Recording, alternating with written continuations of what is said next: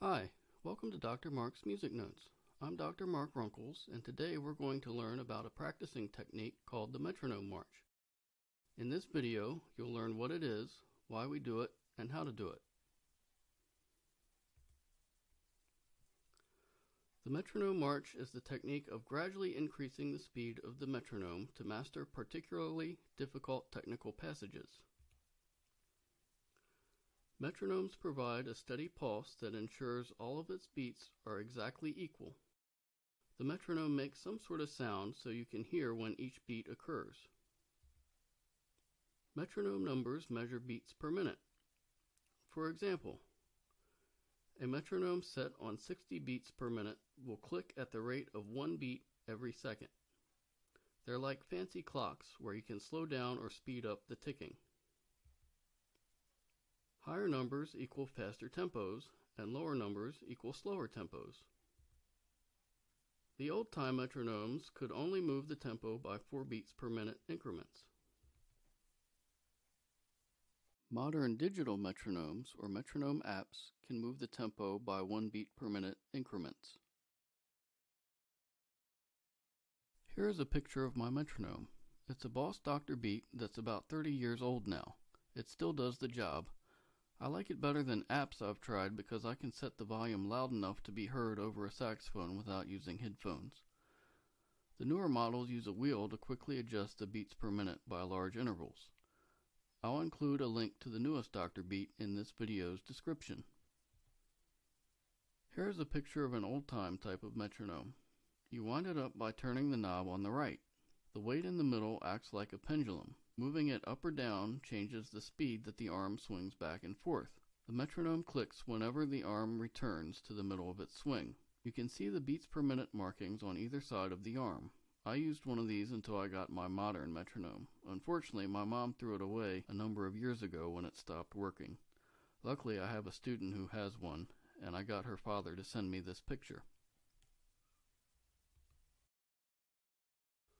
The ultimate goal of the Metronome March is to allow the musician to perform technically difficult passages cleanly at the chosen performance tempo. There are several reasons to gradually increase the tempo of a difficult passage. By increasing the tempo gradually, you'll feel like you aren't increasing the tempo at all. It will allow you to play the difficult passages cleanly each time without freaking out. Mistakes happen when we freak out. The Metronome March builds good practice habits that will become good performance habits for that technical passage. These good habits are reinforced because the Metronome March forces you to repeat the hardest passages numerous times. It isn't always fun and requires serious discipline. So now that we know what it is and why we do it, how do we apply the Metronome March technique to our own practice? Step 1 is to find the hard part. The obvious spots are passages with lots of 16th notes or other fast notes. Hard parts may also include tricky syncopated rhythms or difficult fingering combinations. You'll know it's a tricky spot when you mess it up several times. As you progress as a player, your definition of a difficult passage will change. Step 2 is to know your target performance tempo. You may need to ask your teacher or a conductor. Listening to recordings may help you find your tempo. Some pieces include metronome markings in the addition. The Italian tempo markings do not necessarily correspond to exact metronome markings, but they can give you a clue.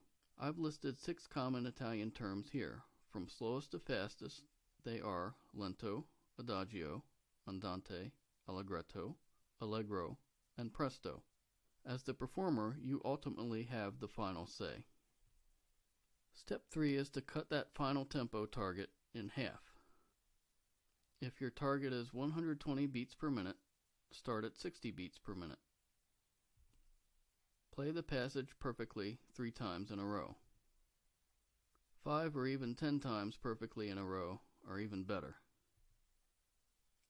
If you mess up on the last time, start the count over. If you're still struggling at half tempo, start even slower. Keep slowing it down until you find a tempo that you can play the passage consistently clean without freaking out. It isn't a race. There's no shame in starting ridiculously slow. I've had to do it too. Step 4 is to increase the tempo by 3 beats per minute and play the passage perfectly at least 3 times in a row again. Step 5 is to increase the tempo by 2 beats per minute and play the passage perfectly at least 3 times in a row again. Step 6 is to repeat steps 4 and 5. Keep increasing the tempo by increments of 3 and 2 beats per minute until you have reached your final tempo. You may want to increase the tempo past the target to make your performance tempo even more comfortable and prepare in case the tempo speeds up during the concert. Congratulations! You have reached your tempo goal for this passage. The next couple of posts will discuss some tricks to help you get the most out of the Metronome March practice technique. I'll also provide a musical example of how to apply it. Feel free to leave a comment if you have any questions, and click the subscribe button for notifications about more information on practice techniques and other musical topics. Play on!